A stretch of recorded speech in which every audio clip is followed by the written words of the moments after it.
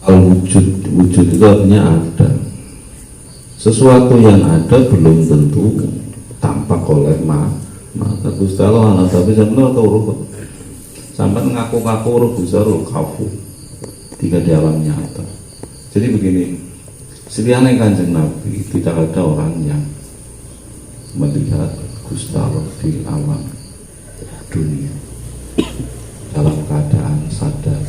Tapi nek ngimpi bisa jadi. Ini makanya pernah saya sampaikan bahwa Imam Ahmad bin Hambal itu pernah ngimpi ketemu karo Gusti Allah ping 100. Kalau kita ngimpi ketemu Gusti Allah kan mustahil. Kanjeng Nabi mau nabot kan. Jadi ada belum tentu sesuatu yang ada belum tentu tampak. Sesuatu yang tidak tampak pun belum tentu. Sesuatu yang tidak tampak pun belum tentu tidak ada. Makanya kita bisa menyaksikan anane Gusti Allah itu dengan ciptaan. Anane bumi, anane menungsa, anane kabeh makhluk. Itu menunjukkan anane Gusti. Anane ambu merga apa? Adanya bau mereka anane apa saja? Anane entut tau. Sampai tahu wujud entut. Sing vaksin mau batang warna biru, hijau, bahan batang tikus. Tapi sampai percaya toh, padahal tahu wujud. Sinyal HP. Sampai tahu. Nah, sinyal apa TV yang dipancarkan satelit sampai tahu terwujud tidak, tapi percaya bahwa itu ada. Kenapa? TV berfungsi, HP berfungsi kan seperti itu. Jadi ketika ada orang meragukan anane Gusti Allah karena tidak tampak, berarti logikanya rendah. Walaupun dia mungkin profesor atau dokter. Kenapa? Karena mencerna hal sesederhana itu saja tidak mampu. Sesuatu yang tidak tampak belum tentu tidak ada. Tapi sesuatu yang tampak belum tentu ada. Contohnya apa tuh?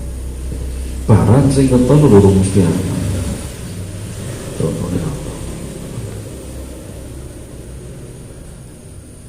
Fata Morgana. Sampai ngerti Fata Morgana? Jamur wasawan itu nunggang motor. Dalam aspal dari kejauhan biasanya tampak seperti genangan tapi di para orang sesuatu yang ada belum tentu tampak, sesuatu yang tampak pun belum tentu ada. Naik pelangi jelas ada di para orang jadi bahasa Inggrisnya apa bukan? Rainbow macamnya rambu wal bako wal kidamu lan baru. Jadi sebelum sesuatu ada Gusti Allah wisada. Pertama kali diciptakan Gusti Allah siapa? Nure Kanjeng An-nama kholaqalhu qabla asyad nurun nabi jika Muhammadin sallallahu alaihi wasallam.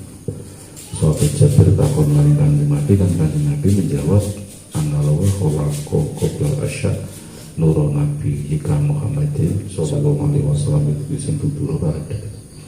Namun perjanjian Rasulullah SAW bahwa sebelum Allah itu menciptakan segala sesuatu itu sudah menciptakan nure Kanjeng Nabi. Begitu diciptakan nure Kanjeng Nabi saking seneng itu sujud selama 700 tahun. Sujud selama 700 tahun, 700 tahun. Nah Gusti Allah itu ketiga. Yang kedua itu apa? Sami. Jadi ketika nure Kanjeng Nabi diciptakan itu berngat. Ngaten itu banget senengnya itu sujud kalau Gusti Allah selama 700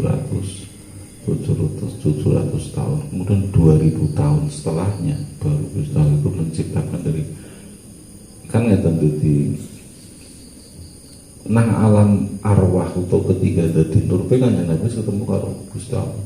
Jadi ketika diperiksa Gusti Allah kita grogi. Kena tes keringet. Lah keringetnya itu kemudian sing dadi bumi, dadi langit, dadi surga, jadi neraka dan lain sebagainya, jadi menungsa, jadi alam semesta loh. Jadi alam semesta beserta isinya itu tercipta dari tetesan keringat nure kanjeng Nabi. Jadi makanya ada anak menjadi wa adamu anna nabiyun wa adamu munjantirun bainal ma'i wal wadin. Jadi saya sudah menjadi nabi. Nabi Adam itu belum menjadi apa-apa, masih campuran tanah dengan air, atau yang disebut belut. Jangan kan belut. Ijazah di menungsa itu bahannya kan belut. Sekian kanjeng Nabi. Kanjeng Nabi juga bukan tercipta dari tetesan sperma. Makanya Syekh Jalaluddin Suyuti itu yang mengarang kitab di antaranya tafsir Jalalain, makanya dikatakan Jalalain itu karena yang mengarang dua orang. Yang pertama Syekh Jalaluddin Suyuti, kemudian belum selesai meninggal diteruskan oleh Syekh Jalaluddin Mahali, makanya dikatakan tafsir Jalalain karena dikarang oleh dua orang yang memiliki nama depan Jalaluddin. Syekh Jalaluddin jadi mengatakan begini, maupun jenenge yahrumu ayyukola anna Muhammadan khuliqa min nutfah. Jadi haram ketika seorang itu mengatakan kanjeng Nabi itu tercipta dari sperma. Terus dari apa? Dari nur. Sakar nure dan nure Gusti Allah. Ekslian kanjeng Nabi penciptaannya kemudian itu dari sperma. Kecuali Nabi Adam, Siti Hawa itu karena prototipe manusia pertama itu kan Nabi Adam. Kemudian Siti Hawa itu langsung dibentuk oleh Gusti Allah. Penciptaannya itu tidak melibatkan siapapun. Nabi Adam. Makanya di dalam Quran Gusti Allah itu menggunakan domir tuk kholak tuk. Biasanya kan inna kholaknal insana, berarti melibatkan malaikat. Tapi penciptaan Nabi Adam, Gusti Allah tidak melibatkan siapapun. Makanya di dalam Quran itu ada ni, ada na, ada tu. Nekna berarti inna anzalna kitaba ila jawab. Gusti Allah menurunkan tidak sendiri, tapi juga melibatkan malaikat. Inna anjalnahu fi lailatul qadr. Ketika malam Lailatul Qadar Gusti Allah menurunkan takdir menungsa, nasib menungsa. Ketika menggunakan inna berarti Gusti Allah melibatkan malaikat. Tapi ketika kholak tuh dan manggodomir tuh aku, berarti Gusti Allah tidak melibatkan malaikat. Begitu juga dalam penciptaan Nabi Adam. Kanjeng Nabi kan pernah mengatakan anna nabiyun wa adamu munjandilum bainal ma'i waddin. Saya sudah menjadi nabi, Adam masih berupa campuran air dan tanah. Artinya belum dibentuk menjadi manusia. Wal bako itu artinya langgeng, tetap, tidak mengalami perubahan seiring berjalannya waktu dan lain sebagainya. Berbeda dengan ciptaan. Makanya di dunia ini tidak ada yang abadi. Apa yang abadi? Waktu. Ketika kiamat, waktu nang dunia habis. Waktu di dunia pun ada permulaan. Sesuatu yang fana, sesuatu yang rusak, maka tidak dikatakan abadi. Bahkan orang ulama sing nopo jeneng kaya Al-Khalid, pengikut faham bihdatul wujud, sarana Jawa niku manunggaling kawula Gusti. Sesuatu yang tidak abadi itu tidak dikatakan wujud. Menungsa itu kan sesuatu yang fana, maka dikatakan mereka tidak mengakui bahwa sesuatu yang tidak abadi niku ada, sehingga sing ngalam Gusti Allah. Ibako niku kekal, orang mati, tidak mengalami perubahan baik dat maupun sifat. Welasasi Gusti Allah ki ajib. Tapi Gusti Allah ya berbeda dengan manusia, mengalami perubahan, mengalami proses, mengalami penuaan, pada akhirnya meninggal baik secara fisik maupun secara baik jasmani maupun rohani.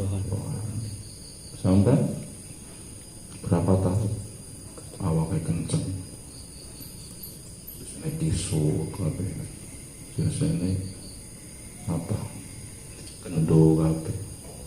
Karena saya pernah melihat bujur di Singala, sing wadon yang boleh aja sing ganteng, sing lanang yang boleh aja sing ayu. Sebab ayu karo Allah, ganteng karo Allah niku awet Allah. Nek Allah bisa tambah ayu tak bisa. Ayu pol-pole berapa tahun? Sampai bojo karo cawat itu umur 20 tahun. Bertahan berapa tahun? Maksimal 20 tahun. Belum 40 bisa ora ketenan. Tapi nek elek awet bahkan tambah tua kan tambah elek tuh. Iya nggak? Jadi tambah tua tambah mulanya nek sampeyan ati ning tenang awet aja golek sing ayu. Bojo sing ayu ora tenang. Tur ora awet. 20 tahun wis selesai sudah. Cara bunga niku mekar, berkembang, layu. Bahkan ada yang belum berkembang sudah layu. Urung bojo wis ora perawan. Sudah boleh urung berkembang wis layu. Ana sing berkembang kemudian layu. Dan dunia kan seperti wong lanang ya awet sing elek. Ya. Awet sing ganteng yang bertahan hanya berapa? 2 hari berapa tahun?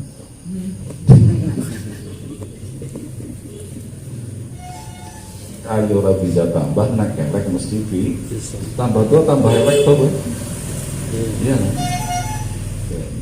Ngikuti ganteng yang ngono lah ya. Jadi sampai dari orang nanti apa namanya fokusnya nang sing ayu. Oh iya ya. Awet lah sing elek bae. Sing elek bae men awet. Maksudnya nang dunia niku ora ana sing tidak ada yang abadi.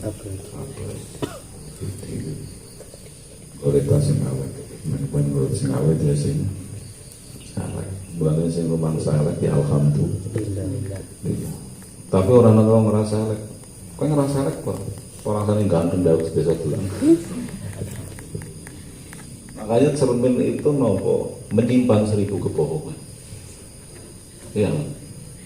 Wong kan mengakui dirinya elek itu baik secara sifat maupun wujud paham. Elek itu ganteng. Irungnya gede kayak tomat semua. Orang sing irungnya kayak nyong semuanya. Tapi pernah saya sampaikan sampai yang melihat manusia jangan dengan hawa nafsu tapi dengan keimanan. Ketika sampai melihatnya dengan keimanan, orang perkara sing namung antik karo unik. Kan ilmu kau itu tomat. Golongannya cowok itu. Wah, kan dengan keimanan unik. Nawang matanya kera, di sini tengah mepet nang pojok. Unik kan? Judulnya kalian boleh nguji, tapi nguji jenang apa? Wong mereka terus. Anda paling angkat itu karo wong. Wongnya karo sapa dan di dalam maksudnya. Wa mukhalafatuhu lan nulayani Gusti Allah Ta'ala di jami'ofi maring sakabehane makhluk Gusti Allah. Kemudian yang ketiga mukhalafatul khawatir sama nek nang kene kan wa mukhalafatuhu lan nulayani Gusti Allah Ta'ala di jami kholqihi maring sekabehane makhluk Gusti Allah. Dalam catatan yang lain, wa mukhalafatu bil khawatis, artinya Gusti Allah itu berbeda dengan makhluknya dalam segala hal, baik zat maupun sifat. Menungsan ini sifat kekuasaan, tapi terbatas, dan pemberiannya Gusti Allah tidak terbatas dan juga bukan pemberian. Makanya pahami dulu Gusti Allah, sampai ngerti Gusti Allah. Takone Gusti Allah sampai bingung semau. Gusti Allah itu singkat jawabannya siji. Gusti Allah ya pangeran. Wis sudah salah dari jawaban. Iya, kan bisa tuh. Cuma man huwa Allah, siapa Gusti Allah? Alladzi anzalal Qur'ana ala qalbi nabi biwasitati malaikatihi Jibril alaihi salam. Allah itu yang menurunkan Quran kepada baginda Nabi melalui perantara malaikat Jibril. Takone malik, siapa Gusti Allah? Khalaqun, yang menjadikan saya. Terus takone malik, siapa Gusti Allah? Alladzi khalaqu ma bainas sama'i wal ardh, yang menciptakan segala sesuatu yang di antara langit dan bumi atau alam semesta. Siapa Gusti Allah? Rabbul Ka'bah. Pirang-pirang takone Gusti Allah semurut bingung. Gusti Allah ya pangeran, bocah TK sing ya. Rabbul Ka'bah. Utawa nganggo jawaban sing ma huwa Allah. Rabbu Habibi Khadijah. Banget artinya apa? Man huwa Allah, siapa Gusti Allah? Rabbi Khalid utawa Rabbi Habib. Sumpama Siti siapa? Fatona. Siti Fatona adalah ngomongnya. Allah itu adalah zat yang menciptakan kekasih. Siapa? Siti Fatona. Iya. Seperti itu. Menurut takoni Gusti Allah menurut pengenalan. Assalamualaikum warahmatullahi wabarakatuh. Bi asma'ika husna ighfir lana dzunubana wa li walidina wa dzurriyyatina waghfir an sayyi'atina wa yubina wa